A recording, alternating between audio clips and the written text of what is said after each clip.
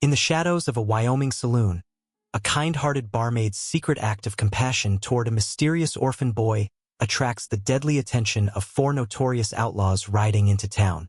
What terrible secret connects these dangerous men to the quiet child she's been protecting? A gunshot cracked the dawn silence, jolting Eleanor awake. She bolted upright, heart hammering, before recognizing the sound. Just a hunter in the hills. Breathing deeply, she pushed back her long auburn hair from her face. Another day in Cottonwood Creek, Wyoming Territory, 1885. Another day of survival. The wooden floors creaked beneath her bare feet as she crossed to the small window of her rustic cabin. Outside, 4 horsemen approached on the horizon, their silhouettes dark against the golden morning sky. Eleanor's breath caught in her throat as fear gripped her heart. They had found her. Wagon wheels rattled on the dusty main street. A cowboy shouted at his horse. The smell of wood smoke hung in the crisp mountain air. Sarah's gaze drifted to the narrow alley beside the saloon, where she'd first spotted him 3 weeks ago. A boy no older than 7, half-starved and watching the back door like a coyote might eye a henhouse. She dressed quickly in her simple brown dress and white apron, mind already on the food she'd set aside yesterday. Children shouldn't go hungry. She knew that feeling too well. "Mighty early to be moving about, Miss Sarah," called Hiram, the white-bearded bartender, as she descended the stairs to the empty saloon. His bushy eyebrows lifted. "Ain't nobody gonna be drinking for hours yet. Not here for the customers." Sarah moved behind the bar, unwrapping yesterday's bread roll and adding a thick slice of cheese. She hesitated, then tucked in a strip of dried beef. The boy looked like he needed meat on his bones. Hiram snorted, leaning heavily on his cane. "That stray again? Folks are talking, you know. Say you're inviting trouble." "Let them talk," Sarah said, wrapping the food in a clean napkin. "They've got nothing better to do in this town." The back door squeaked on rusty hinges as she pushed it open. Morning sunlight painted the alley in gold and shadow. At first glance, it appeared empty. Just some barrels, a stack of crates, and flies buzzing around puddles from yesterday's rain. Sarah waited. This was their routine now. Movement caught her eye, a small figure emerging from behind the largest crate. The boy was thinner than any child should be, with dark hair matted against his head and clothes that hung from his slight frame. But his eyes, a startling, vivid blue, were alert, wary, and far too old for his years. "Good morning," Sarah said softly, extending the napkin-wrapped package. "I brought extra today." The boy didn't speak, his gaze darting between her face and the offered food. Like a wild animal, Sarah thought, afraid of the trap but too hungry to resist the bait. He inched forward on bare feet caked with dirt, never taking his eyes off her. When he was close enough, his hand shot out, snatching the package before retreating 3 steps. "You know," Sarah said conversationally, as if they did this every day, which, in fact, they had been. "Most folks exchange names when they meet. I'm Sarah Blackwood. I work here at the saloon." The boy unwrapped the corner of the napkin, revealing the bread. His stomach growled audibly, but still he hesitated, studying her face. "Not poisoned," she said with a small smile. "Promise." Finally, he took a tentative bite, then began devouring the food with such speed Sarah worried he might choke. "Slow down there," she cautioned. "It's not going anywhere." Surprisingly, he obeyed, chewing more carefully. When he'd swallowed, he spoke. So quietly Sarah had to strain to hear. "Thomas." The sound of his voice, small but clear, made her heart leap. A victory. "Thomas," she repeated. "That's a fine name. Where are your folks, Thomas?" His expression shuddered immediately, jaw tightening. He stuffed the remaining food into his pocket and backed away. "Wait," Sarah began, but the boy turned and vanished around the corner of the building, quick as a rabbit. "Damn," she muttered, then sighed. Progress, even small, was still progress. Back inside, Hiram was polishing glasses, his roomy eyes curious. "He talked today? Name's Thomas." Sarah moved behind the bar, tying her apron strings. "Nothing else yet. MMM. Hiram set down a glass with a clink. Sheriff should know about a vagrant child. Sarah's hand tightened on a rag. Sheriff Rollins spends more time playing cards than keeping law.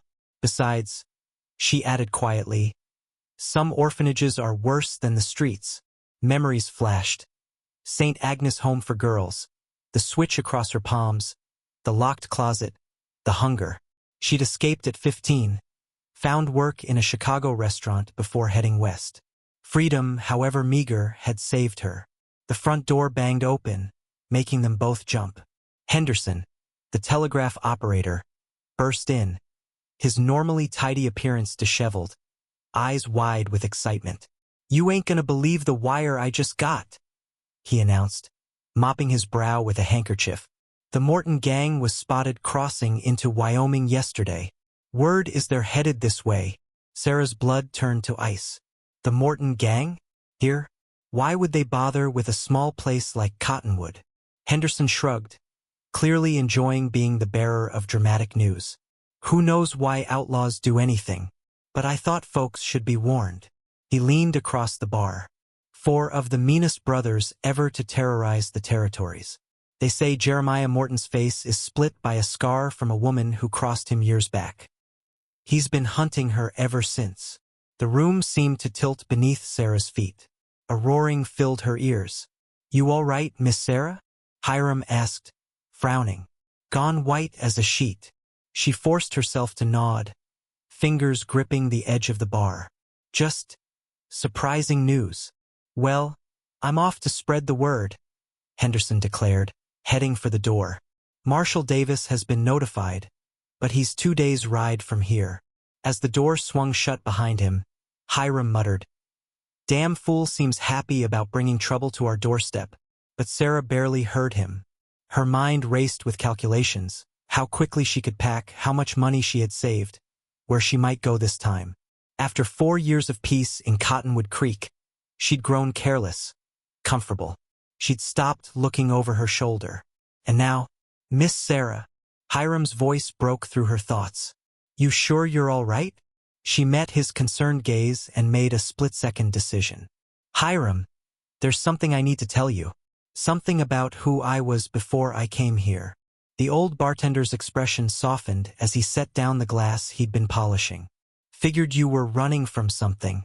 Most folks who end up in places like this are." "Not something," Sarah said, her voice steady despite the fear coursing through her. "Someone. And if the Mortons are coming to Cottonwood Creek, it might be because they've finally found me." Outside the window, a small figure darted past. Thomas, clutching his food bundle, unaware that his world was about to change again. Sarah's gaze lingered on him. How strange, she thought, that after years of looking out only for herself, it was this half-wild boy who made her hesitate to run. "They killed my pa," Thomas said, his small voice steady despite the words. "Shot him dead right in front of me." Early morning light streamed through the cracks of the storage shed behind the saloon. 2 weeks had passed since Henderson's news about the Morton gang, yet they hadn't appeared. Sarah had spent every day planning her escape, but every night finding reasons to delay.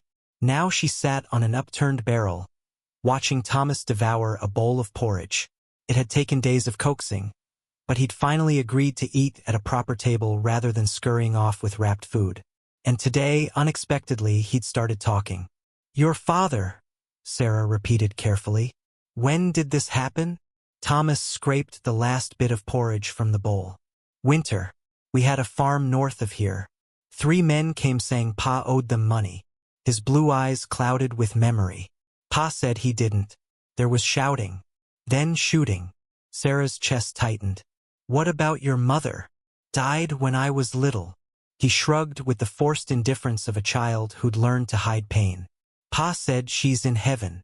"And after your father was killed, what happened?" "Ran away before they could catch me. Been living here and there since." His voice remained matter-of-fact, as if discussing the weather rather than his own tragedy. Sarah studied him. The thin shoulders, the stubborn chin, the watchful eyes that missed nothing. A survivor like her. "Thomas," she said gently, Would you recognize the men who hurt your father? Something darkened in the boy's gaze. Yes, especially the one with the split face. Sarah's heart stuttered. Split face. Like someone cut him with a knife. Right here. Thomas drew a line from his forehead to his jaw.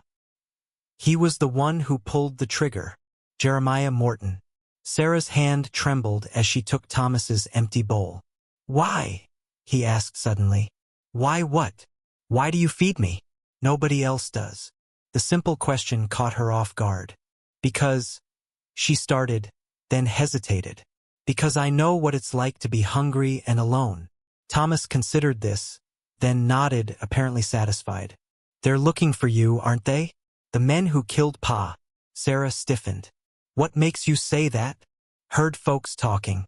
About a woman the Morton gang is hunting. His eyes, too sharp for his years, held hers. It's you, isn't it? Before she could answer, the shed door flew open. Hiram stood there, breathing hard.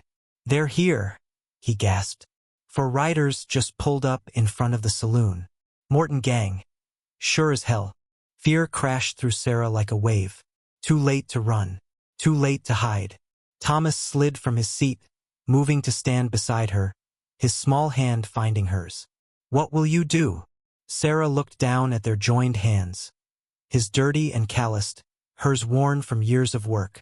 Something fierce and protective rose in her chest. Hiram, she said, her voice steady despite her racing heart. Take Thomas out the back way. Get him somewhere safe. The old bartender nodded grimly. And you? I'll handle them. Sarah pulled open a drawer, removing a small pistol she kept hidden there. I've been running from Jeremiah Morton for 8 years. Time to end it. No. Thomas protested, gripping her hand tighter. They'll kill you like they killed Pa. Sarah knelt before him, meeting his gaze directly. Thomas, listen carefully. These men are dangerous. I need you safe. Please go with Hiram. But I promise I'll find you after. She squeezed his shoulders gently. Some things in life you can't outrun forever. This is one of mine. Tears filled the boy's eyes, but he nodded reluctantly. Hiram took Thomas's hand. Miss Sarah, you sure about this? She wasn't, not at all. But the alternative, running again, dragging Thomas into her nomadic life of fear, or worse, leaving him behind, was unthinkable. Go quickly, she urged. As they slipped out the back door, Sarah tucked the pistol into her apron pocket and straightened her shoulders. The sound of boots on wooden planks echoed from the saloon proper. Drawing a deep breath, she pushed through the door into the main room. Four men stood just inside the entrance, dust from the trail coating their long coats. Their eyes adjusted to the dim interior, scanning each corner before settling on her. At their center stood a tall man with a jagged scar bisecting his face from brow to chin, Jeremiah Morton. Well, he drawled, removing his hat. If it isn't Eleanor Keene. Or do you call yourself something else these days? Sarah felt oddly calm as she moved behind the bar, putting solid oak between herself and the killers. Gentlemen, we don't open until noon, but I might make an exception given the weather. Jeremiah's lips curled in a humorless smile. Still playing games, Eleanor? After all these years. My name is Sarah Blackwood, she replied evenly. I think you have me confused with someone else. The youngest Morton brother, Ezekiel, if she remembered correctly, snorted. This the one who cut your face, Don't seem like much. Jeremiah ignored him, his eyes never leaving Sarah's face. 8 years I've hunted you. 8 years wearing the mark you left. He moved closer to the bar. Where's my mother's locket? I don't know what you're talking about. His hand shot out, gripping her wrist and twisting it to reveal a thin white scar. No mistake. I'd know those eyes anywhere. The same eyes I see in the mirror every day when I remember what you took from me. From outside came the sudden sound of shouting. Men's voices, urgent and commanding. Boss, called the brother by the window. We got company. Looks like half the town armed out there. Jeremiah's grip tightened painfully. What did you do? Nothing, Sarah answered truthfully. But news travels fast in small towns. The standoff was interrupted by a child's scream from the back room. "Thomas!" Sarah gasped, trying to pull away. Jeremiah's eyes narrowed. "Who's Thomas?" Before she could answer, the back door burst open. Ezekiel Morton entered, dragging a struggling Thomas by the collar. Behind them, Hiram lay crumpled on the floor. "Look what I found trying to sneak away," Ezekiel announced. "A little spy." Sarah's heart plummeted. "Let him go.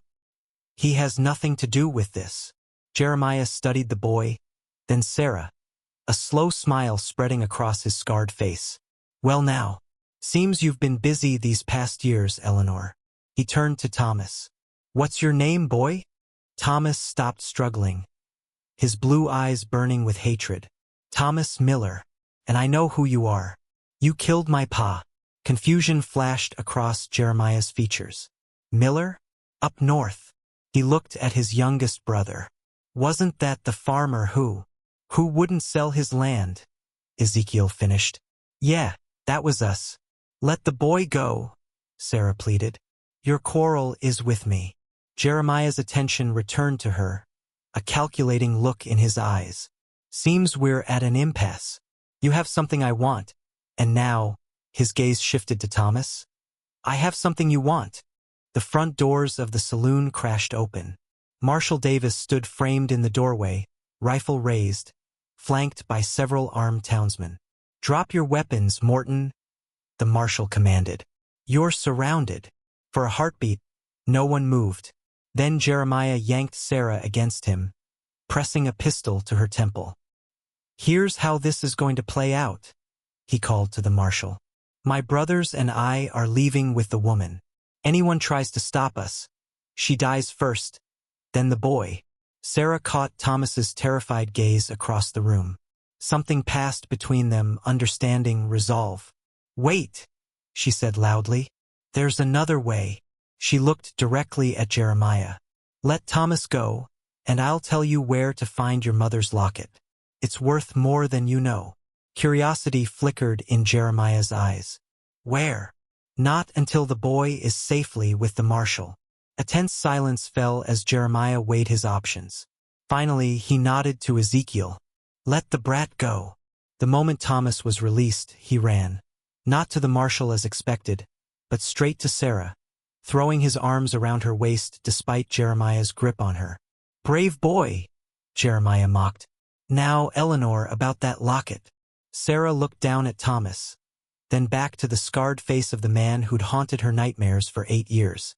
"It's in a bank box in Cheyenne," she said steadily. "But there's something about it you should know. Something about the picture inside." "What about it?" Sarah took a deep breath. "It's not your mother's portrait anymore. It's your brother Nathaniel's son." Jeremiah's pistol wavered. "Nathaniel never had a son." "He did," Sarah countered. "With my younger sister. The boy was born after I fled your house." "Liar," Jeremiah hissed, but doubt had crept into his voice. "Look at him," Sarah urged, glancing down at Thomas. "Really look. He has the Morton birthmark, the crescent moon behind his right ear, just like Nathaniel did." As if in a trance, Jeremiah pushed Thomas's hair aside, revealing the telltale mark. His face paled. "That's impossible," he whispered, but the gun in his hand lowered slightly. It was the opening Marshal Davis needed. A shot rang out, striking Jeremiah's shoulder. He staggered back, losing his grip on Sarah. Chaos erupted, gunfire, shouting, the crash of breaking glass. Sarah grabbed Thomas, pulling him behind the bar as bullets splintered wood around them. "Hold on to me," she ordered, dragging him toward the trap door that led to the cellar. As she yanked it open, a shadow fell across them. Sarah looked up to see Ezekiel Morton, his gun aimed directly at her heart. "You're not going anywhere," he snarled. A deafening blast filled the air. Ezekiel's expression transformed from rage to shock as he crumpled to the floor. Behind him stood Hiram, bleeding from a head wound but upright, Sarah's small pistol smoking in his hand. "Get down there," the old bartender urged. "I'll hold them off." Sarah didn't argue. She lifted Thomas into the dark cellar, following quickly behind him. "What's happening?" Thomas whispered, trembling against her in the darkness. "Did you mean what you said? About me being that man's nephew?" Sarah held him close, listening to the gunfire above. "No," she admitted softly. "But sometimes a lie that saves lives is better than a truth that takes them." The shooting intensified, then gradually fell silent. Heavy footsteps crossed the floor above. "Miss Blackwood," Marshall Davis's voice called down. "It's over. You can come up now." Sarah climbed the ladder, helping Thomas up after her. The saloon was in ruins. Broken glass, splintered furniture, blood darkening the floorboards. 2 Morton brothers lay dead. Jeremiah and the 4th were nowhere to be seen. "The others?" Sarah asked hoarsely. "Escaped out the back," Davis answered grimly. "Jeremiah's wounded, but they'll be back. I'd bet my badge on it." Thomas's hand found hers, squeezing tight. "We have to run, don't we?" he asked, his young voice resigned to yet another displacement. Sarah looked around at the shattered remains of the life she'd built, then down at the boy who'd somehow become the center of it in just a few short weeks. "No," she said firmly, surprising herself with the certainty in her voice. "No more running." She met Marshall Davis's questioning gaze. "We're going to fight." Blood dripped from Hiram's temple as he pressed a cloth against the wound. Outside the shattered windows of the Bucking Bronco Saloon, a spring storm gathered, dark clouds mirroring the mood inside. Marshall Davis moved between injured townsmen, checking wounds and offering words of encouragement. "Never seen shooting like that," muttered Henderson, sweeping broken glass. "For men against a dozen, and they still managed to escape." Sarah barely heard him. Her focus remained on Thomas, who sat wrapped in a blanket by the stove, his young face pale with shock. Just hours ago, he'd been caught in a gunfight. Just hours ago, he'd learned that the men who'd murdered his father were hunting the woman who'd been feeding him. "He needs rest," Sarah told Davis as he approached. "Somewhere away from here." The marshal nodded, his weathered face grave. "My office has a back room. It's not much, but it's the safest place in town right now." "I ain't leaving," Thomas declared, his voice small but firm. "Not without Miss Sarah." Davis crouched before the boy. "Son, those men will be back, and they'll come here first. Miss Sarah needs to know you're safe." Thomas's jaw set stubbornly. "They killed my pa. Now they want to kill her too. I stay." The simple loyalty pierced Sarah's heart. She knelt beside him, gently taking his hands. "Thomas, listen. Marshall Davis is right. This isn't your fight." "You made it mine," the boy replied, meeting her gaze with eyes far older than his years. "When you fed me, when you cared when nobody else did." A memory flashed her own childhood, the bitter taste of hunger, the colder taste of abandonment. She recognized in Thomas the same desperate need to matter to someone, anyone. "All right," she conceded, surprising herself. "But you stay with me, and you do exactly as I say. Understand?" He nodded solemnly. Davis didn't look pleased, but he didn't argue. "We need to move you both. The saloon's too obvious." "We can use my place," offered Henderson. "It's behind the telegraph office. Small but 2 rooms. And nobody would think to look there." As they gathered what little they needed, Hiram pulled Sarah aside. The old bartender's eyes were clearer than she'd ever seen them, free from their usual roomy haze. "That boy," he said quietly, nodding toward Thomas. "He looks at you like you hung the moon, like I once looked at my mother." Sarah had no answer for that. The weight of such trust felt heavier than any burden she'd carried in her years of running. Rain began to fall as they slipped out the back door, hurrying through muddy alleys toward Henderson's small quarters. Thomas kept pace beside Sarah, his hand gripping hers tightly. "Will they really come back?" he whispered. "Yes," Sarah answered honestly. "Jeremiah Morton doesn't give up easily." "Because of the locket?" Sarah hesitated. The locket was real enough. A silver oval containing a portrait of Catherine Morton that Sarah had indeed stolen during her flight from the estate. but its significance was far more personal than monetary. Partly, she allowed, but mostly because of me, because I wounded his pride. They reached Henderson's rooms without incident. The space was cramped but clean.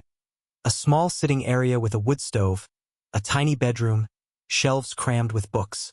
"It's not much," Henderson apologized, lighting lamps against the gathering gloom. "It's perfect," Sarah assured him. As Henderson departed to maintain appearances at the telegraph office, Davis secured the door and windows. "I'll post men nearby," he told Sarah, "but stay away from the windows." When they were alone, Thomas finally asked the question Sarah had been dreading. "Why did you lie about me being that man's nephew?" She sat beside him on Henderson's worn sofa, choosing her words carefully. "Because I needed to confuse him, to create doubt. Men like Jeremiah Morton don't expect the unexpected." Thomas absorbed this. "So I'm not special?" The question caught her off guard. "What do you mean?" "If I was his nephew, I'd be important. Worth something." His voice dropped. "Just a regular orphan ain't worth much to anyone." Sarah's throat tightened. "Thomas Miller, look at me." When he raised his eyes, she continued fiercely, "Your worth isn't decided by who your family is or isn't. It's decided by who you choose to be, every single day." "And who am I choosing to be?" he asked, genuinely curious. "Brave," she said without hesitation. "Loyal. Kind enough to care whether an old bartender got hurt defending you. Smart enough to recognize dangerous men. Those things make you special, Thomas. Those things make you worth everything." The sincerity in her voice seemed to reach him. He nodded slowly, some color returning to his face. "Miss Sarah, yes. If we get out of this, could I stay with you? Not just eating at the back door, but stay? I can work. I'm strong." The question pierced straight through her carefully constructed defenses.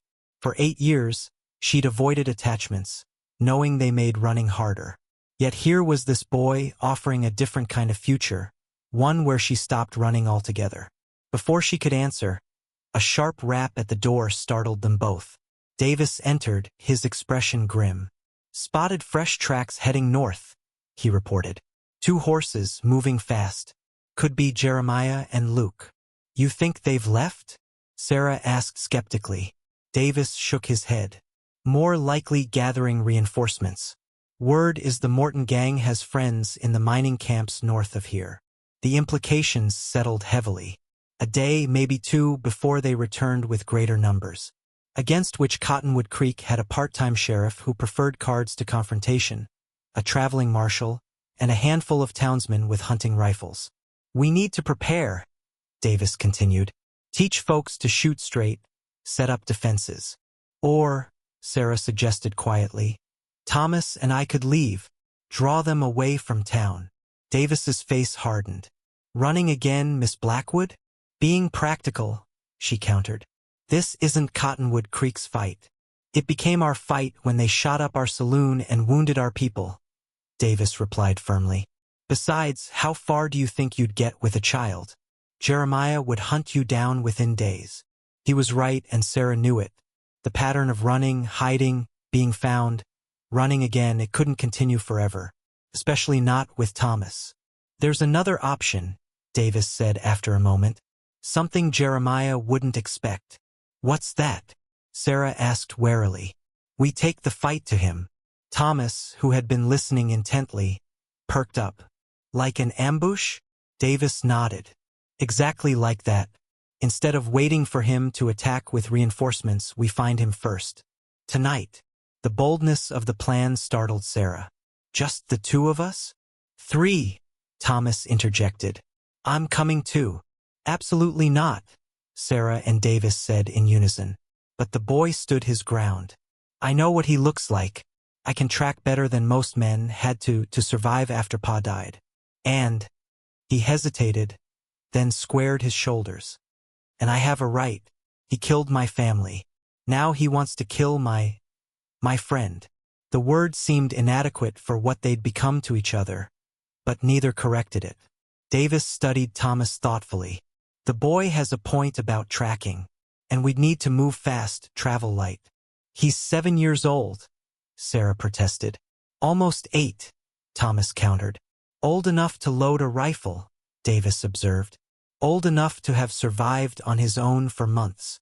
Sarah felt herself being outmaneuvered by male logic, however flawed. And if we find the Mortons? What then?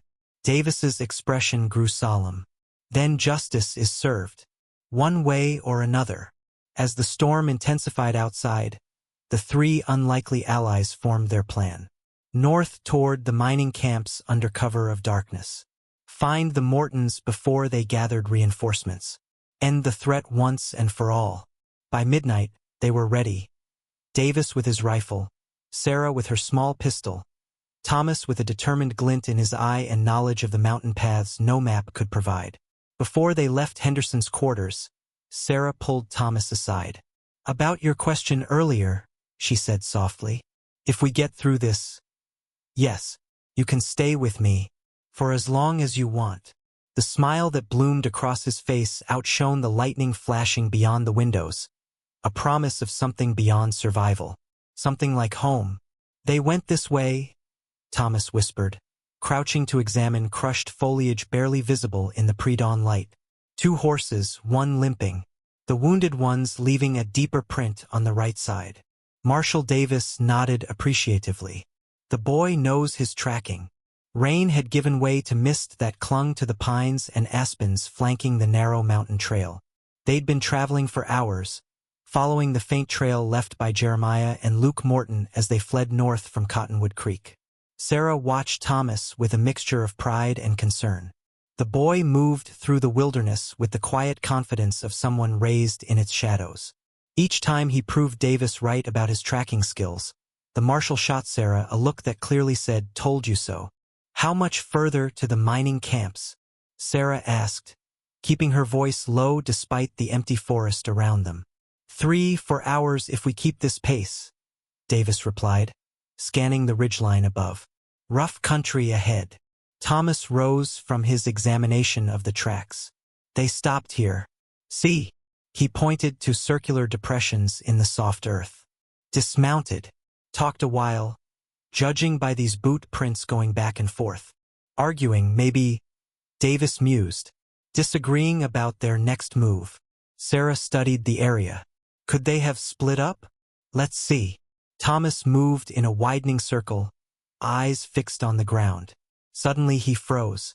Yes, one horse went that way. He pointed east, toward a steeper trail. The other kept north. Davis cursed under his breath. Complicates things. Or simplifies them, Sarah suggested. Divide and weaken.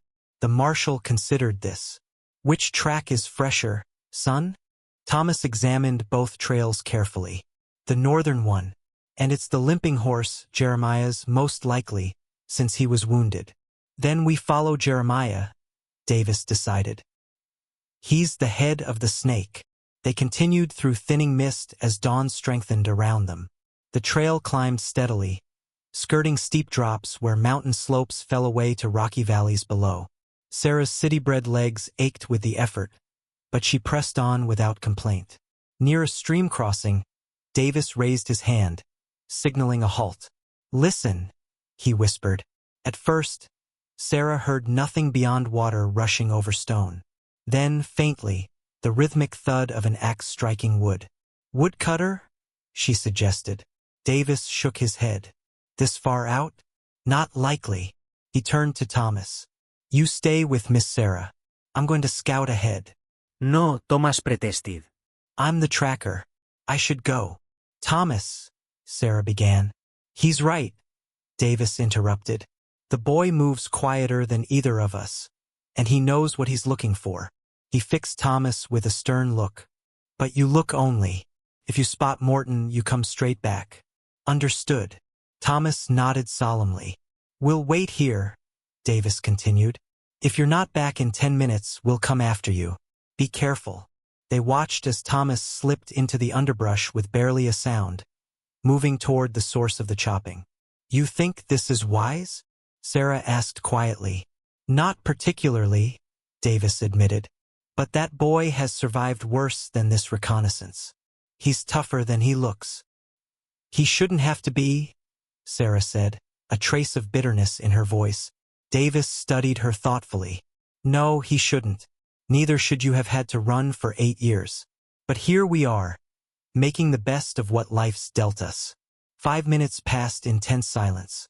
Then 10. Something's wrong, Sarah said, rising from her crouched position. He should be back by now. Davis checked his pocket watch and snapped it closed with a grim expression. Let's go. Move quietly. They followed the direction Thomas had taken, Davis leading with his rifle ready. The sound of chopping had ceased, replaced by an ominous silence. They emerged into a small clearing where a crude lean-to had been constructed against a rocky outcropping. A freshly cut pile of firewood stood nearby. Of Thomas, there was no sign. Check the shelter, Davis murmured, moving to examine the perimeter. Sarah approached the lean-to cautiously. Inside, she found a bedroll, provisions, and signs of recent occupation, but no boy.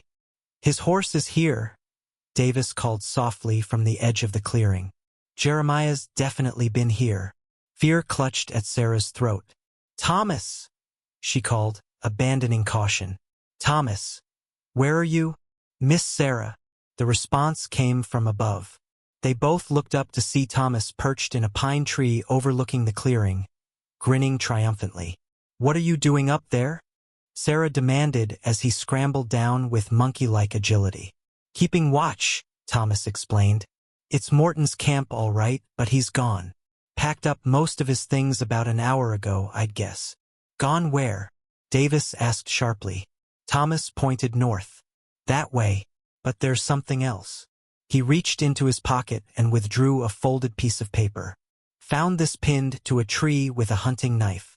Davis unfolded the paper, his expression darkening as he read. Wordlessly, he handed it to Sarah. The note, written in a surprisingly elegant hand, read, Eleanor Keene, alias Sarah Blackwood. 8 years I've hunted you. 8 years carrying the mark of your betrayal on my face. Did you think a few bullets would end this reckoning? I know about the boy now. Thomas Miller orphaned by my hand. Fitting that he found his way to you. 2 strays circling the same fire. You have something that belongs to my family. I have something that belongs to yours. The old Chinese mine at Wolf Peak. Midnight. Come alone with the locket, or Hiram dies as slowly as my patience has. J.M. Sarah's blood ran cold. Hiram? But we just left him in town. He must have sent Luke back, Davis reasoned. Took Hiram while we were preparing to leave. His jaw tightened. My fault. I should have posted more men. We have to go back, Sarah insisted. We have to help him. Davis shook his head. Wolf Peak is closer from here than Cottonwood Creek is. 2 hours ride, maybe less. Going back would waste precious time. But the note says midnight, Thomas pointed out. That's hours away.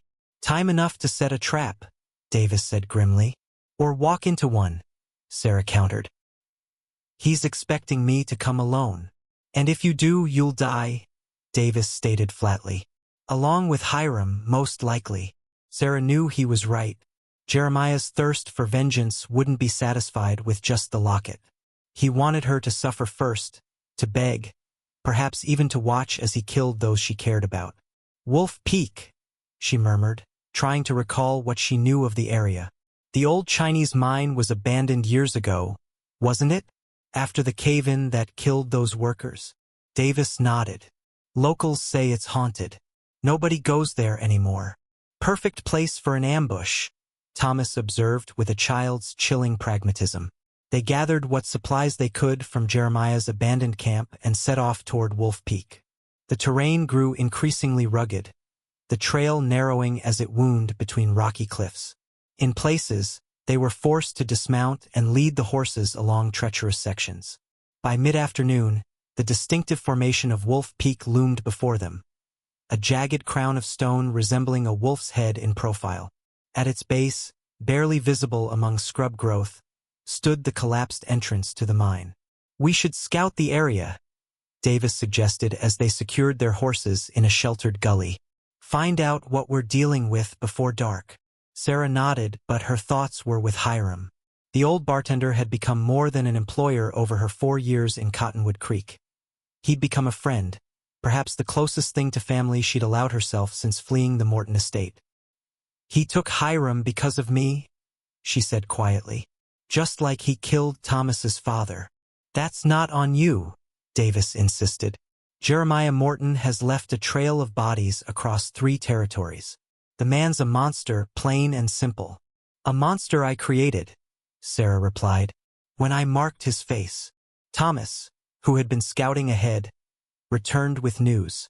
There's a ridge above the mine entrance. Good view of anyone approaching. And I found a back way in, a gap in the rocks where the ceiling collapsed. It's small, but I can fit through. Davis's eyebrows rose. You're not going in there alone. Not planning to, Thomas assured him. Just saying I found it. As the sun began its descent behind the mountains, the 3 settled into a sheltered position overlooking the mine. Davis checked and rechecked his rifle. Sarah kept her small pistol close, though she knew her shots were unreliable at best. Thomas watched everything with solemn intensity, absorbing each detail as if committing it to memory. What if Hiram isn't here? Sarah asked suddenly. What if this is just a ruse to draw us away from town? Then we deal with Jeremiah Morton regardless, Davis replied. End this chase once and for all. As shadows lengthened across the rocky terrain, Sarah found herself studying Thomas's profile, the determined set of his jaw, the keen intelligence in his eyes. So young to be caught in such violence. So young to understand revenge. Thomas, she said softly, if anything happens tonight, I want you to run. Get back to town. Find Henderson. He'll keep you safe. The boy shook his head stubbornly. I'm not leaving you. This isn't your fight, Sarah insisted. Thomas's blue eyes met hers directly. You made it mine when you cared, he said, echoing his words from earlier. Nobody gets to hurt my family. Not again. Family. The word hung between them, simple yet profound. In the space of a few weeks, they'd become something neither had dared hope for. People who belonged to each other, by choice rather than blood. Riders, Davis hissed, breaking the moment. Coming up the trail. They flattened themselves against the rocky ground, peering cautiously over the ridge. 2 figures on horseback approached the mine entrance. One was unmistakably Jeremiah Morton, his tall frame unmistakable even in the fading light. The other, slumped forward and apparently bound to his saddle, could only be Hiram. Luke's not with them, Thomas whispered. But I bet he's nearby. Davis nodded grimly. Probably already in position. They watched as Jeremiah dismounted and roughly pulled Hiram from the saddle. The old bartender stumbled, fell to his knees. Even from a distance, they could see blood staining his shirt. I'm going down there, Sarah declared, her voice tight with anger. Davis caught her arm. Not yet. We need to locate Luke first. Otherwise you're walking into crossfire. Sarah forced herself to breathe slowly, to think past the rage boiling inside her. Jeremiah was dragging Hiram toward the mine entrance, disappearing into the yawning darkness beyond. We need to split up, Davis decided. I'll circle around, try to flush out Luke. You 2 stay here until you see my signal. What's the signal? Thomas asked. You'll know it when you see it, Davis replied grimly, checking his rifle one last time. If anything goes wrong, you run. Both of you. Understood. Sarah and Thomas nodded reluctantly. As Davis slipped away into the gathering dusk, Sarah felt time slow to an excruciating crawl. Minutes stretched like hours. The mine entrance remained dark and silent. No sign of Luke. No signal from Davis. Something's wrong, Thomas whispered finally. It's been too long. Sarah had to agree. We need to move closer. See what's happening. They crept down from their position, staying low and using the scattered boulders for cover. The mine entrance loomed before them, a black mouth in the mountainside. No sound came from within. I should check the back way, Thomas suggested. The gap I found. No, Sarahist. We stay together. A sudden gunshot shattered the silence, its echo bouncing between the rocky walls surrounding them. It had come from inside the mine. Hiram! Sarah gasped, abandoning caution and running toward the entrance. Miss Sarah, wait! Thomas called, but she was already plunging into the darkness, her fear for Hiram overwhelming all else. The mine tunnel sloped downward, timbers groaning overhead as Sarah stumbled forward. What little light penetrated from the entrance quickly faded, leaving her in near-total darkness. She slowed, blinking furiously, trying to force her eyes to adjust. Hiram? She called softly. Marshall Davis? A match flared somewhere ahead, illuminating a grotesque tableau. Hiram knelt on the tunnel floor, blood seeping from a wound in his shoulder. Behind him stood Jeremiah Morton, holding the match with one hand and a pistol to Hiram's head with the other. Of Davis there was no sign. Right on time, Eleanor, Jeremiah drawled. Or do you prefer Sarah now? Let him go, Sarah demanded, her pistol raised despite knowing she'd be unlikely to hit Jeremiah in the dim light. Your quarrel is with me. Oh, it is? Jeremiah agreed, the match casting sinister shadows across his scarred face. But you see, I've developed a taste for hurting those you care about. The farmer, the old man. Next, perhaps, will be the boy. Ice formed in Sarah's veins. If you've harmed Thomas. Not yet, Jeremiah interrupted. But Luke is very eager to meet him, once he finishes with your Marshall friend. Another gunshot echoed, this one from outside the mine. Sarah's heart lurched. The locket, Jeremiah demanded, pressing his pistol harder against Hiram's temple. Where is it? Sarah reached into her pocket, withdrawing the silver oval. Here, take it and go. Jeremiah laughed, a sound without humor. Oh, Eleanor, did you really think this was just about a trinket? He nodded toward the locket. Slide it over. Slowly, Sarah placed the locket on the ground and pushed it toward him. It skittered across the rocky floor, coming to rest at Jeremiah's feet. As he bent to retrieve it, a small figure darted from the shadows behind him. Thomas, who must have found his way in through the back entrance. The boy's hand flashed out, striking Jeremiah's wounded shoulder with precise aim. The outlaw howled in pain, his pistol discharging wildly into the ceiling. Dust and small rocks rained down as the impact loosened the already unstable timbers. Run! Sarah shouted as Hiram staggered to his feet. The old bartender lurched toward her as Thomas darted past Jeremiah, who was still reeling from the surprise attack. Together, they stumbled toward the mine entrance as the tunnel began to shudder ominously around them. A larger crack sounded above. Not a gunshot this time, but the groan of timbers giving way. The ceiling was collapsing. Faster, Sarah urged, pulling Thomas along as Hiram struggled to keep pace. Behind them, Jeremiah's rage-filled shouts turned to panicked cries as the tunnel began to cave in. Light appeared ahead, the entrance now partially blocked by falling debris. With a final desperate lunge, they burst into the open air just as the mine entrance collapsed completely behind them. Dust billowed outward, enveloping them in a choking cloud. When it cleared, they found Davis kneeling over a motionless body, Luke Morton, a bullet hole in his chest. Came at me from the ridge, Davis explained through a bloody lip. Nearly got the drop on me. Jeremiah, Sarah asked, still gasping for breath. Davis glanced at the now sealed mine entrance. In there, Sarah nodded grimly. A muffled scream emerged from within the collapsed tunnel, quickly silenced by the sound of more falling rock. Thomas shivered against Sarah's side. Is it over now? Really over? Sarah pulled him close, looking from his dirt-streaked face to Hiram's wounded but living form, to Davis's battered but triumphant expression. Yes, she said softly, feeling the weight of 8 years lifting from her shoulders. It's over. As the stars emerged above Wolf Peak, for weary figures began the long journey back to Cottonwood Creek. Behind them, the old Chinese mine had claimed its final victims. Ahead lay uncertainty, but also, perhaps, a chance to stop running and start living. For Sarah Blackwood, once Eleanor Keene, That possibility felt like dawn breaking after an endless night. "You can't keep him," Sheriff Rollins declared, tossing Sarah's carefully prepared guardianship papers onto his desk. "Town orphans one thing. Taking in the son of a man murdered by outlaws you were mixed up with? That's asking for trouble." 2 weeks had passed since the cave-in at Wolf Peak. 2 weeks of recovery, rebuilding, and whispers following Sarah through Cottonwood Creek. News traveled fast in small settlements, especially news about a barmaid's hidden past. Sarah stood her ground, hands clasped tightly to hide their trembling. "Thomas has nowhere else to go.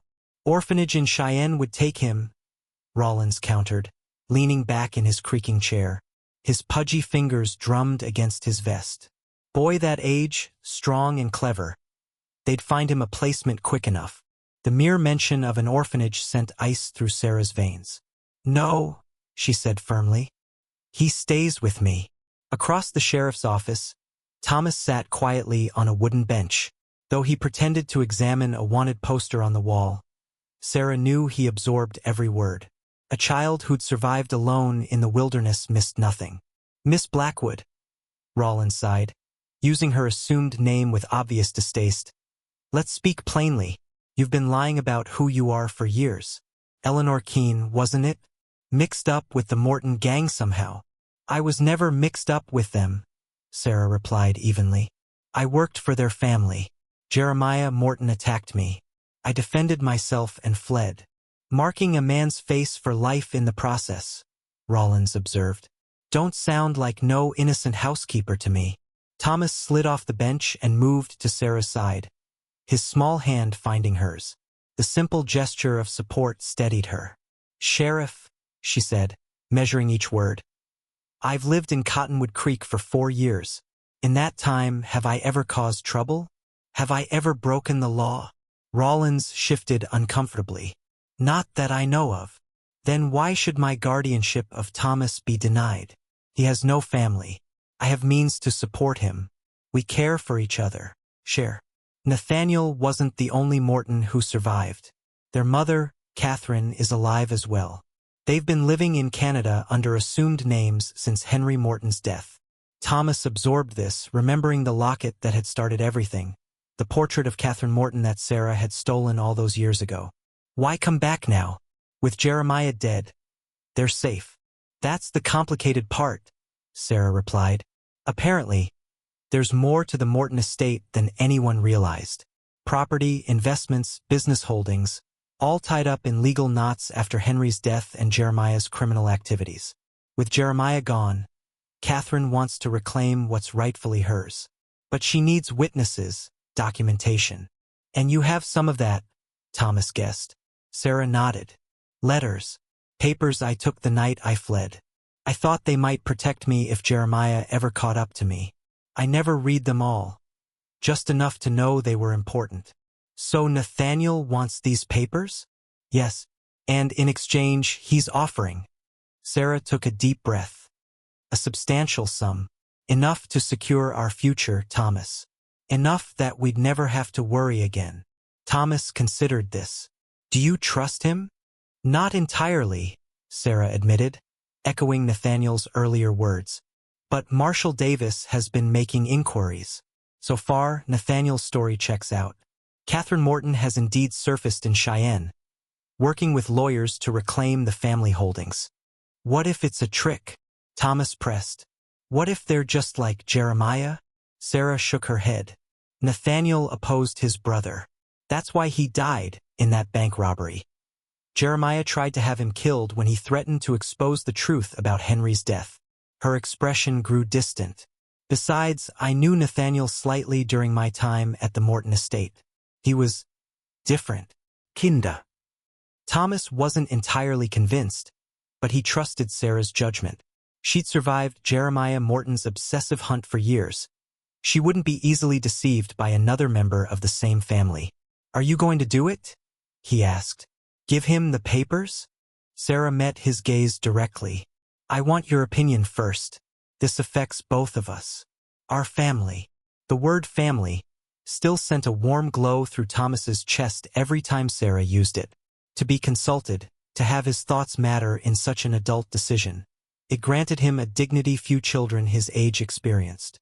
"I think," he said slowly, "that we should meet with them both, Catherine and Nathaniel. See them face to face before deciding." Sarah smiled, pride evident in her expression. "That's exactly what Marshall Davis suggested. Great minds think alike, it seems." Thomas grinned at the comparison, then sobered. "When?" "Tomorrow," Sarah replied. "They're staying at the hotel under different names." Davis arranged a private meeting in the back room of Henderson's telegraph office. Thomas nodded thoughtfully. "And the mountain lion? Is that real? Or just an excuse for the marshal to warn everyone to be careful while Mortons are in town?" Sarah's eyebrows rose. "You're becoming quite the detective." "It's real enough. Miller's farm lost 2 sheep last week." "But yes, the timing of the announcement wasn't coincidental." As darkness gathered outside their windows, Sarah prepared a simple supper while Thomas set the table. Domestic rituals still new enough to feel special rather than routine. Their conversation shifted to lighter topics: the saloon's business, Thomas's progress in school, plans for the approaching Christmas season. It wasn't until they were washing dishes that Thomas returned to the day's revelations. "If the Mortons pay you," he asked carefully, "what will you do? Will we leave Cottonwood Creek?" Sarah looked surprised by the question. "Do you want to leave?" Thomas considered this. When he'd first started receiving food from Sarah's hands, he'd had no concept of belonging anywhere. Survival had been his only goal. Now, however, "No," he said firmly. "This is home now." Sarah's face softened. "I agree. Whatever happens with the Mortons, we stay. This is where we've planted our roots." Thomas nodded, satisfied. "And Marshall Davis? Will he stay too?" A delicate flush colored Sarah's cheeks. "The marshal's postings are determined by territorial authorities, not by his personal preferences." "But he has personal preferences," Thomas persisted, remembering Davis's increasingly frequent visits for supper, the way his gaze followed Sarah when he thought no one was looking. "This conversation has taken a rather impertinent turn," Sarah observed, though her lips twitched with suppressed amusement. Thomas grinned, recognizing the deflection for what it was. Adults could be remarkably transparent when it came to matters of the heart, especially to a child who'd learned to read subtle cues as a matter of survival. Later, as Sarah tucked him into bed, Thomas returned to a question that had been niggling at him since the cemetery. "Miss Sarah, do you think people can change? Really change?" Sarah sat on the edge of his bed, considering the question with the seriousness it deserved. "I believe they can choose different paths," she said finally. "Whether that constitutes true change depends on their reasons, I suppose. Like Nathaniel choosing a different path than Jeremiah? Possibly." Sarah smoothed his blanket. "We'll learn more tomorrow." As she moved to extinguish the lamp, Thomas asked one last question. "Are you afraid of seeing them again? People connected to the Mortons?" Sarah paused, her hand on the lamp's key. "Not afraid," she said thoughtfully. "Cautious. But mostly, I'm ready for this chapter to truly end. For us to move forward without shadows from the past." The lamp dimmed, casting the room in gentle darkness. Through his window, Thomas could see snowflakes still falling, each unique crystal part of a larger pattern blanketing the world in clean white possibility. Tomorrow would bring a confrontation with the past, both Sarah's and his own. But tonight, in this home they'd built together, Thomas Miller Blackwood felt something he'd nearly forgotten existed. Safety, born not from the absence of danger, but from the presence of love. Catherine Morton's silver locket caught the morning sunlight as it dangled from her fingers, spinning slowly like a hypnotist's watch. 2 months had passed since the Wolf Peak mine collapse that had supposedly claimed Jeremiah's life. 2 months of cautious peace in Cottonwood Creek. "You should have this back," Catherine said, offering the locket to Sarah. "You earned it, after everything my son put you through." They sat on the front porch of Sarah and Thomas's new home, a modest cabin James Davis had helped build on the outskirts of town. Inside, Thomas's laughter mingled with the marshal's deep voice as they prepared breakfast together. Sarah shook her head, refusing the trinket. "It belongs with your family." "As does Thomas," Catherine replied softly. The reminder hung between them. The shocking revelation that had come after DNA testing confirmed what Catherine had suspected upon seeing the boy. Thomas was indeed Nathaniel Morton's biological son, conceived during a brief affair with a kitchen maid who'd later become Mrs. Miller. The birthmark behind his ear that Sarah had invented for her desperate lie had turned out to be real, a genetic quirk passed down through Morton men for generations. "He has a family," Sarah answered carefully. "Here, with me and James." Catherine nodded, slipping the locket back into her pocket. "I'm not trying to take him from you, Sarah. I only thought he might want to know his blood relatives. His heritage." "His heritage?" Sarah repeated, an edge creeping into her voice. "The Morton legacy of violence and cruelty? Jeremiah murdering his own father? Luke gunning down innocent farmers? That heritage?" "No," Catherine flinched. "Nathaniel wasn't like his brothers. He was gentle, kind. Thomas has his eyes, and his curiosity." Sarah gazed toward the open window, where Thomas was excitedly describing to James his latest adventure, exploring the creek that ran behind their property. 8 years old now, he had blossomed in these months of security. Curious, cheerful, no longer the wary creature she'd first encountered in that alley. "You're leaving soon?" Sarah asked, changing the subject. "Tomorrow."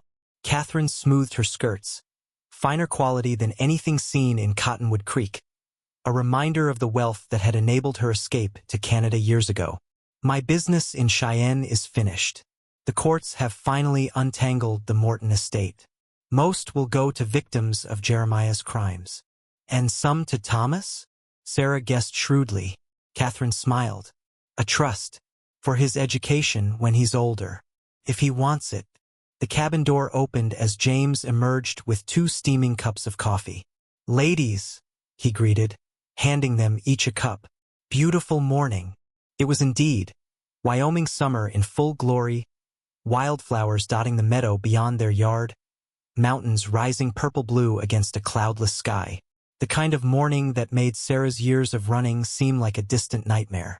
"The stage leaves at noon," James reminded Catherine. "I'll drive you to the depot after breakfast." "Thank you, Marshal." Catherine sipped her coffee, her gaze wandering to the distant mountains. "Hard to believe it's over. All of it." Sarah wished she could share the older woman's certainty. But something had been nagging at her these past weeks. A persistent doubt she couldn't quite shake. "James," she said carefully, "has there been any word from the territorial mine inspector? About remains?" The marshal's expression tightened almost imperceptibly. "Nothing conclusive. The collapse was extensive. Might never be a proper recovery." Catherine set down her cup with a faint clink. "You think my son survived, don't you?" "I think Jeremiah Morton has cheated death before," Sarah replied. "I think until I see his body with my own eyes, I'll keep looking over my shoulder." James's hand found hers warm and reassuring. "No one could have survived that cave-in, Sarah. We all heard the final collapse." "Perhaps," Sarah acknowledged, but the doubt remained. A cold knot in her stomach that not even the summer sun could warm. Thomas bounded onto the porch, a streak of soap still visible on one cheek. "Breakfast's ready. I made flapjacks all by myself, except for the flipping part." His innocent pride dispelled the somber mood. Catherine smiled warmly at him, careful to maintain the fiction that she was merely an old friend of Sarah's from back east. They had agreed, all 3 adults, that Thomas had endured enough upheaval. The truth about his parentage could wait until he was older, better able to understand its complexities. "I hear you're quite the explorer," Catherine said as they moved inside to the table laden with slightly misshapen but golden-brown flapjacks. Thomas nodded enthusiastically. "I'm mapping the whole creek, and the woods too." "Pa." He stopped, glancing uncertainly at James. "I mean, Marshal Davis is teaching me to read a compass." "You can call me Pa, son," James said gently. "If that feels right to you." The boy's face lit up. "Really? Even though we're not truly family yet?" Sarah exchanged a look with James. They hadn't told Thomas about their plans to marry at summer's end, nor about the adoption papers currently being processed in the territorial court. Actually, Sarah began, we have news. A sharp knock at the door interrupted her. Henderson stood on the threshold, his normally placid face etched with concern. Marshall, he said breathlessly, you're needed in town, urgently. James rose immediately. What's happened? Henderson glanced nervously at Thomas. Best discussed privately, sir. The adults exchanged worried looks. Thomas, Sarah said quickly, why don't you show Catherine your map of the creek while we talk to Mr. Henderson? The boy looked disappointed but complied, leading Catherine to the small desk in the corner where his carefully drawn maps were proudly displayed. Outside on the porch, Henderson's voice dropped to a whisper. Hiram found something at the saloon this morning, left on the back step. From his pocket, he withdrew a folded piece of paper. James opened it, his face darkening as he read the few lines written there. Wordlessly, he handed it to Sarah. The handwriting was unmistakable, the same elegant script that had been on the note at Wolf Peak. Contained just 5 words. Did you miss me, Eleanor? Sarah's legs nearly buckled.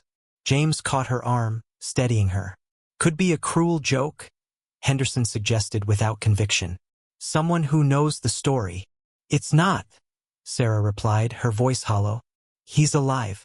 He's come back. We don't know that, James insisted, but his hand moved instinctively to his gun belt. Henderson, get back to town. Alert Sheriff Rollins. I want men watching all approaches to Cottonwood Creek. What about Sarah and the boy? Henderson asked. James's jaw tightened. They're coming with me. Nobody's safe out here alone. Inside, Catherine had evidently sensed the tension. She was helping Thomas gather his maps, her aristocratic composure betrayed only by the slight tremor in her hands. What's wrong? Thomas asked immediately, too perceptive to be fooled by adult pretense. Sarah forced a smile. Nothing serious. Just some trouble in town that Marshall Davis needs to handle. Are we going too? Yes, James answered before Sarah could respond. Just for a day or two. Think of it as an adventure. Thomas wasn't convinced, but he began packing his treasured possessions without further question. A child accustomed to sudden departures. As they loaded the wagon, Catherine pulled Sarah aside. It's him, isn't it? Jeremiah. Sarah nodded grimly.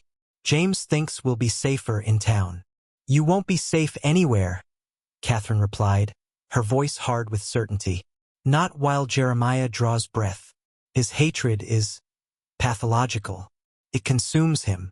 What would you have me do? Sarah asked, fighting to keep panic from her voice. Run again? Drag Thomas from place to place? Always looking over my shoulder. Catherine reached into her reticule, withdrawing a small Derringer pistol. Take this. The next time you see my son, don't hesitate. End it for good. The wagon journey to town passed in tense silence, Thomas sensing enough danger to remain quiet, watching the passing landscape with wary eyes. Sarah held him close, the small pistol a heavy presence in her pocket. Cottonwood Creek had changed in the months since the Morton gang's attack. New buildings had risen, including a proper schoolhouse where Thomas had just started attending. The Bucking Bronco Saloon had been rebuilt, its new facade boasting fresh paint and actual glass windows. It was to the saloon they went first. Hiram met them at the door, his weathered face grim. Wasn't just the note, the old bartender said without preamble. Someone's been watching the place. Edna from the millinery saw a stranger hanging around the back alley before dawn. Description, James asked tersely. Tall man, face half hidden by a scarf. Despite the summer heat, the disguise would conceal Jeremiah's distinctive scar, a logical precaution in a town where his face was well known. Where's the safest place in town? Sarah asked, instinctively pulling Thomas closer. My office has a secure back room, James replied. Used as a jail cell when needed but solid. One door, barred windows. Sheriff Rollins joined them, looking distinctly uncomfortable. His card-playing and general neglect of duty had become a point of shame after the Morton incident revealed how vulnerable the town had been. "Got men watching every road in and out," he reported, straightening his badge self-importantly. "Nobody's seen anything suspicious." "He's already here," Sarah said with quiet certainty. "Watching. Waiting." James's hand tightened on his rifle. "Then let him come. This time we'll make sure he doesn't walk away." They moved quickly to the marshal's office, a sturdy stone building that served as both jail and territorial law headquarters. The back room was indeed solid, a single iron-barred door, small windows set high in the wall with similar fortification. "It's not the territorial hotel," James apologized as he arranged blankets on the narrow cot. "But you'll be safe here."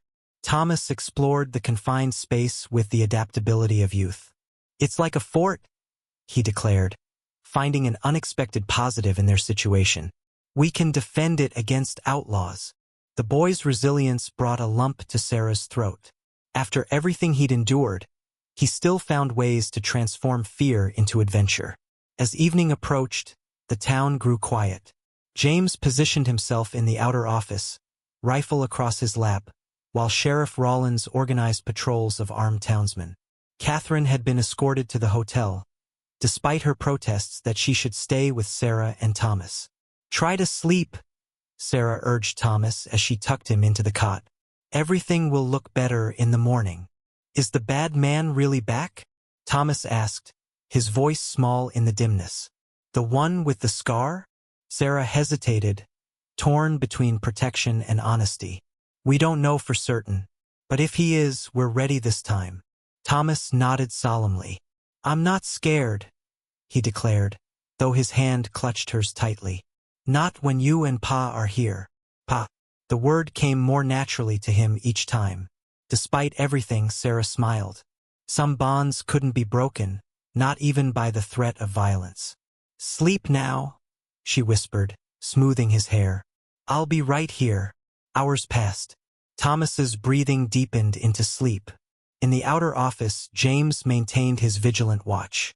Street sounds faded as Cottonwood Creek settled into night. Too restless for sleep, Sarah moved to the small window, standing on tiptoe to peer through the bars. The alley behind the jail lay in deep shadow, illuminated only by slivers of moonlight between buildings. First, she saw nothing. Then, a movement, a deeper darkness shifting against the shadows. A figure stood perfectly still, watching the jail. Watching her. Sarah's breath caught in her throat. She couldn't make out features, couldn't be certain. But something in the figure's posture, the patient stillness of a predator. "James," she called softly, desperate not to wake Thomas. "There's someone in the alley." The marshal was at her side instantly, peering through the window. "Where?" But the figure had vanished, melting into the darkness as silently as it had appeared. "There was someone," Sarah insisted, "watching us." James believed her. She could see it in his eyes. "Stay here. Bar the door behind me. You can't go out there alone." "I'm not chasing shadows," he assured her. "Just checking the perimeter. 5 minutes, no more." Reluctantly, Sarah secured the door after him, the heavy iron bar sliding into place with a sound that was both reassuring and eerily final. She returned to the window, straining to see into the darkness. Minutes ticked by. 5, 10. No sign of James. Fear bubbled up, threatening to overwhelm her. Had Jeremiah lured him away? Set a trap? A soft scratching at the door nearly stopped her heart. "Sarah?" James's voice, barely audible. "It's me. Open up." Relief washed through her as she lifted the bar. The door swung open to reveal not James, but Jeremiah Morton, his scarred face illuminated by the lamp she'd left burning. "Hello, Eleanor," he said softly. "Did you miss me?" Time stopped. Sarah's hand flew to her pocket where Catherine's derringer waited, but Jeremiah was quicker. His fist connected with her temple, sending her stumbling backward. Stars exploded across her vision as she fought to remain conscious. "Ma!" Thomas's sleepy voice came from the cot, confusion quickly turning to terror as he registered the scene. "No! Hello, boy!" Jeremiah greeted him with mock joviality. "Remember me? I remember you. The brave little liar at Wolf Peak." Sarah struggled to her feet, positioning herself between Thomas and the intruder. "Where's James?" Jeremiah's smile didn't reach his cold eyes. "Your Marshall friend? Taking a little nap behind the livery. He'll wake with a headache, but otherwise unharmed." His gaze shifted to Thomas. "For now, at least. What do you want?" Sarah demanded, desperately trying to keep his attention on her. "Want?" Jeremiah laughed. A hollow, terrible sound. "What I've always wanted, Eleanor. Justice." "This isn't justice," Sarah countered, acutely aware of Thomas trembling behind her. "This is obsession. Madness." "Perhaps," Jeremiah conceded with unsettling calm. 2 months buried alive will do that to a man. There was an air shaft, you see, too small for escape, but enough to keep me breathing while I clawed my way out over weeks. Plenty of time to think about our reunion. His gaze drifted to Thomas, something calculating entering his expression. "He truly is Nathaniel's son, isn't it? Not just a convenient lie. My mother confirmed it." Sarah felt Thomas stiffen in surprise behind her. "Catherine would never." "Oh, but she did," Jeremiah interrupted. "Quite willingly, after our little chat at her hotel room tonight. She was most informative about the trust fund as well. My nephew, heir to the Morton fortune." He extended his hand toward Thomas. "Come, boy. Time to meet your real family." "You're not my family," Thomas replied, his voice steadier than Sarah expected. "You killed my pa. My real pa, Mr. Miller." Jeremiah's face darkened. "The farmer? He was nothing. A convenient father for a bastard. But Morton blood runs in your veins, boy. Worth more than this servant girl can offer you." His deliberate demotion of Sarah to her former status was meant to wound, to remind her of her place in the world as he saw it. "Thomas," Sarah said quietly, "when I move, run for the door. Find help." "Brave, but foolish," Jeremiah commented, pulling a pistol from his coat. "Neither of you is leaving this room without me." Sarah's fingers closed around the small derringer in her pocket. One shot. She would need to make it count. "What's your plan?" she asked, stalling for time. "Kill us both? The whole town is looking for you." "Not kill," Jeremiah replied, as if explaining something simple to a child. "Take what's mine. The boy, Morton blood." His gaze hardened. "You, however, have reached the end of your usefulness." As he raised his pistol toward Sarah, several things happened at once. Thomas lunged forward with the reckless courage of a child protecting a loved one. "No!" he shouted, colliding with Jeremiah's legs. Startled, the outlaw staggered, his shot going wild, splintering wood above Sarah's head. Sarah seized her moment, drawing the derringer and firing in one fluid motion. The small gun roared, its bullet finding Jeremiah's shoulder, his previously wounded one. He howled in pain, dropping his weapon. "Thomas, run!" Sarah screamed, pushing the boy toward the open door. But Thomas didn't run. Instead, he grabbed Jeremiah's fallen pistol, pointing it at the wounded man with shaking hands. "Don't move," the boy ordered, his voice high with fear but determined. "Or I'll shoot you like you shot my pa." Jeremiah, clutching his bleeding shoulder, stared at the child with mingled rage and disbelief. "You wouldn't dare. You're soft, like Nathaniel." "Try me," Thomas challenged, sounding much older than his 8 years. A commotion erupted outside, shouting voices, running footsteps. Help was coming, drawn by the gunshot. Jeremiah's eyes darted between Sarah, Thomas, and the door, calculating his chances. With surprising speed for a wounded man, he lunged toward the window, smashing the glass with his good arm. "This isn't over," he snarled, blood dripping from dozens of small cuts as he forced his body through the narrow opening, tearing away the bars that had been weakened by age and neglect. Before either Sarah or Thomas could react, he'd vanished into the night. James burst through the door seconds later, blood matting his hair where he'd been struck. "Sarah! Thomas! Relief washed over his face at finding them alive. What happened? I heard a shot. Jeremiah, Sarah gasped, the adrenaline that had sustained her suddenly ebbing. He escaped through the window. A dozen armed townsmen flooded the alley, but their shouts of frustration confirmed what Sarah already knew. Jeremiah had disappeared again, a ghost slipping between the fragile barriers of their security. In the chaos that followed, doctor summoned for James, search parties organized, the jail secured with new bars and locks. Thomas remained unnaturally quiet, the pistol carefully placed on the desk, his young face troubled. You were very brave, Sarah told him when they were finally alone.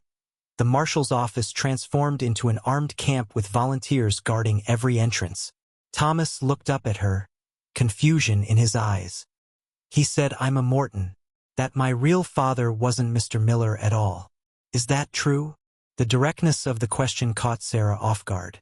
She and James had planned to tell him someday, when he was older, when he could understand the complexities of biology versus the deeper bonds of caregiving and love. But that choice had been taken from them by Jeremiah's cruelty. Now Thomas stared at her, awaiting an answer that could reshape his understanding of himself. It's complicated, Sarah began, sitting beside him on the cot. The man who raised you, who loved you as his son. He was your father in all the ways that truly matter.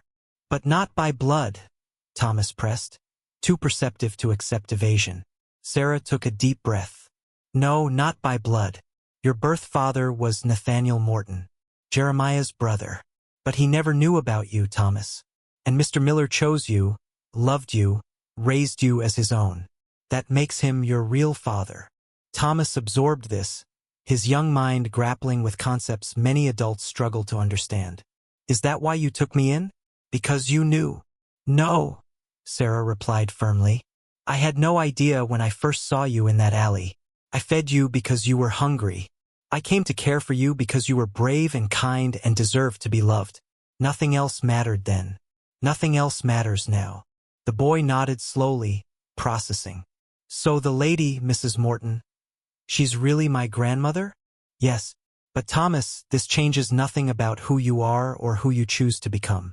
You're still the same boy who draws maps and helps Hiram sweep the saloon and makes slightly lopsided flapjacks. A ghost of a smile touched Thomas's lips at this last part. Will he come back again? Jeremiah. Sarah couldn't bring herself to lie.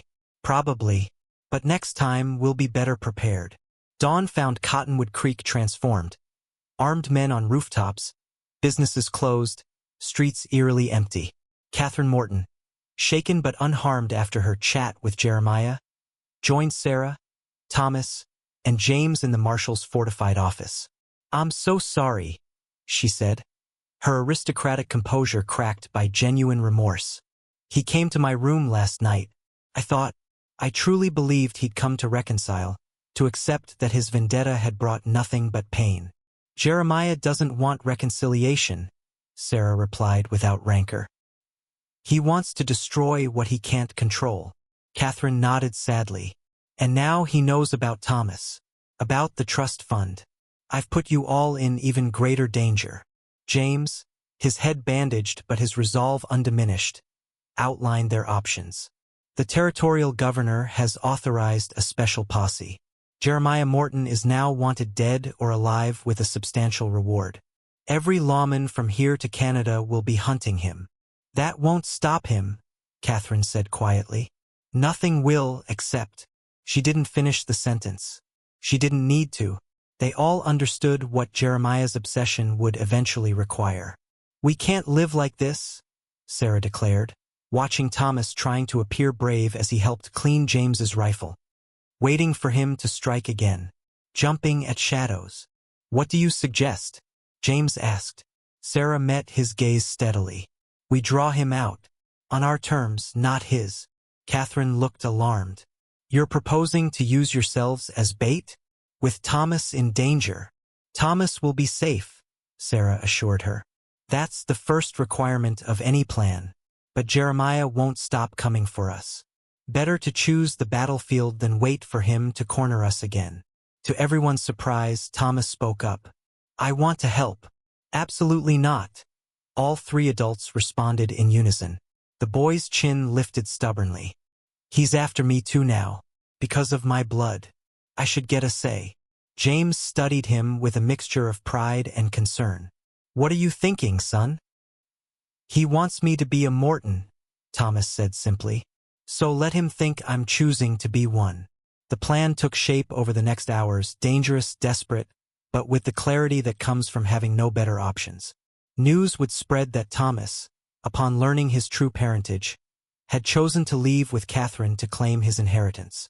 The stage would depart publicly for Cheyenne, carrying Catherine, Thomas, and several armed marshals disguised as ordinary passengers. Sarah and James, supposedly heartbroken by Thomas's decision, would follow a day later, alone and vulnerable. Perfect targets for Jeremiah's vengeance. He'll see through it, Catherine worried. He'll want to believe it, Sarah countered. The idea that Thomas would choose Morton blood over us will appeal to his sense of family superiority. The trickiest part was convincing Mayor Henderson to announce Thomas's decision publicly, ensuring word would reach Jeremiah wherever he was hiding. Proclaiming a child's inheritance in these circumstances? Henderson sputtered. It's unconscionable. It's necessary, James replied grimly. Trust us, Robert. This ends now, one way or another. The next morning, Catherine and Thomas boarded the stage under the watchful eyes of half the town. Thomas played his part perfectly, chin high, refusing to look back at Sarah and James, who stood forlornly on the boardwalk. He'll make a fine actor someday, James murmured as the stage rolled away. 5 armed men concealed inside with instructions to protect Thomas at all costs. If we survive this charade, Sarah replied, her heart aching despite knowing Thomas was safer now than he'd been in town. They spent the day making conspicuous preparations for their own heartbroken journey to Cheyenne, ostensibly to try convincing Thomas to return. Word spread through town like wildfire. The orphan boy had chosen wealth over love. The cold-hearted Mortons had reclaimed one of their own. That night, alone in their cabin for the first time since Jeremiah's reappearance, Sarah and James waited in darkness. If their plan worked, Jeremiah would come for them here, away from town, believing Thomas safely beyond his reach. He might not take the bait, James said as midnight approached without incident. He will, Sarah replied with grim certainty. His hatred for me runs deeper than his desire for Thomas. He'll want to hurt me first, then pursue his nephew. As if summoned by her words, a floorboard creaked on the porch. James extinguished their last lamp, plunging the cabin into darkness. They moved to their predetermined positions, James behind the door, Sarah seated at the table, apparently alone and vulnerable. The door opened slowly. Moonlight silhouetted a tall figure in the entrance. I know you're waiting for me, Eleanor. Jeremiah's voice came softly from the darkness. I know your martial friend is here too. Did you think I wouldn't recognize a trap? Sarah remained still, playing her part. Then why come? To finish what we started. He stepped fully into the cabin. His wounded shoulder bandaged, but his movements fluid, dangerous. Tell me, how does it feel to lose the boy to his true family? To know he chose Morton blood over whatever pathetic affection you offered. The taunt stung, even knowing it was based on their manufactured lie. Thomas made his choice, Sarah replied, infusing her voice with false bitterness. Children are ungrateful. He'll learn what the Mortons truly are soon enough. Jeremiah laughed, the sound chilling in the darkness. Oh, Eleanor, still the bitter servant girl, resentful of her betters. He moved closer, seeming unconcerned about James's presumed presence. I visited your marshal's office before coming here. Found it intriguingly empty. Where is he really? Chasing me in the wrong direction, perhaps. Sarah's blood ran cold. James was supposed to be behind the door, waiting for Jeremiah to fully enter the cabin. He's right here, came James's voice, but from the window, not the door. He'd adapted to Jeremiah's unexpected approach. The outlaw whirled, surprisingly fast, drawing his pistol in the same motion. 2 shots exploded in the confined space, James's rifle and Jeremiah's pistol speaking simultaneously. A body fell heavily to the floor. For one horrible moment, Sarah couldn't tell who had been hit. "James?" she called desperately into the darkness. "I'm here," he answered, his voice tight with pain. "Got me in the arm." "Where is he?" Sarah fumbled for the lamp, finally striking a match. Light bloomed, revealing Jeremiah Morton sprawled on the cabin floor, blood spreading across his chest from James's bullet. But the outlaw wasn't dead. His eyes, hate-filled and fever-bright, fixed on Sarah as she approached cautiously. "You think this ends it?" he gasped, blood bubbling at his lips. "Morton blood endures. The boy is ours now." "No," Sarah replied steadily, looking down at the man who had haunted her for so long. "Thomas will never be yours. Not your kind of Morton." Jeremiah's scarred face twisted in a grimace that might have been a smile. "We'll see," he whispered. "We'll see who he becomes." With those ominous words, Jeremiah Morton, the man who had terrorized 3 territories, who had murdered Thomas's adoptive father, who had pursued Sarah across 8 years of running, closed his eyes for the final time. 3 days later, James, his arm in a sling but his spirit unbowed, drove the wagon that carried Sarah to their reunion with Thomas. The boy spotted them from the hotel window in Cheyenne, racing down to the street with Catherine following at a more dignified pace. "Ma! Pa!" Thomas launched himself into Sarah's arms, all pretense of Morton pride forgotten. "Is it really over? For true this time?" "For true," James confirmed, tousling the boy's hair with his good hand. "We buried him proper, with witnesses from 4 towns. No coming back this time." Catherine approached more slowly, uncertainty in her bearing. "Marshall, Sarah, I'm relieved to see you both safe." The stiffness between the women remained, though softened by their shared concern for Thomas. Some bridges could be built only slowly, stone by careful stone. "What happens now?" Thomas asked, looking between the adults. Sarah knelt to his level, meeting his gaze directly. "That depends on you, Thomas. Catherine has offered to help with your education, to be part of your life as your grandmother. But your home is with us, if that's what you want." "Of course it's what I want." The boy looked scandalized at the suggestion it could be otherwise. "But—" he glanced at Catherine, showing a maturity beyond his years. "I'd like to know about my other family too. The good parts, not the bad." Catherine's eyes filled with tears. "I'd be honored to share those stories with you." As summer faded into autumn, life in Cottonwood Creek settled into new patterns. The Bucking Bronco Saloon thrived under Hiram's management. While Sarah focused on her unexpected role as mother and wife, James continued his duties as marshal, though he spoke of retiring to focus on expanding their small ranch. Thomas attended the town school during the week and spent one Saturday each month with Catherine, who had established herself in Cheyenne. He returned from these visits full of stories about his biological father's adventures and talents, but always with the relief of a child coming home. On a crisp October evening, as golden aspen leaves drifted past their porch, Sarah watched Thomas and James practicing with a lariat in the yard. The boys' peals of laughter floated on the mountain air as James pretended to be hogtied. "He's happy," Catherine observed, joining Sarah on the porch steps. Her monthly visit had coincided with Thomas's 9th birthday, and she'd brought gifts: books, a proper compass, and a small portrait of Nathaniel as a young man. "Yes," Sarah agreed. "He is." "I wanted to ask you something," Catherine said after a moment. "The trust fund, I've restructured it. Half for Thomas's education as planned. But the other half—" "I don't want Morton money," Sarah began, an old defensiveness rising. "It's not for you," Catherine interrupted gently. "It's to establish a home for orphan children here in Wyoming Territory. Children like Thomas. Children like you once were."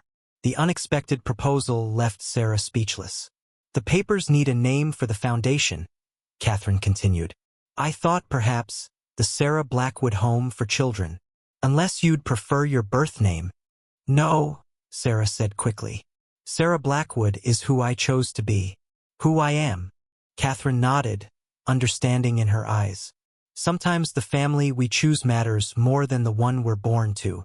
I think Thomas is learning that too. As dusk deepened around them, James and Thomas abandoned their play to join the women on the porch. The boy settled naturally between Sarah and James, belonging there as surely as the stars belonged in the Wyoming sky. "Tell me a story," Thomas requested, his head resting against Sarah's shoulder. "About when you first saw me in the alley." "Again," Sarah laughed. "You've heard it a dozen times." "I like that part," Thomas insisted. "When you decided to feed me even though I was a stranger." Sarah met James's eyes over the boy's head, reading in them the same wonder she felt, that such a simple act of kindness had changed all their lives so profoundly. "Well," she began, her voice softening with memory. "It was early morning in Cottonwood Creek. The sun was just coming up, painting the mountains gold. And there, in the alley behind the bucking bronco saloon, I spotted a hungry boy watching the back door. As twilight wrapped around them like a blanket, Sarah told their story once more. Not of Mortons and vengeance and running, but of bread offered to a stranger, of trust slowly built, of family forged by choice rather than blood, of a barmaid who secretly fed a quiet boy every day, until he wasn't a stranger anymore, but the heart that had finally taught her to stop running and start living."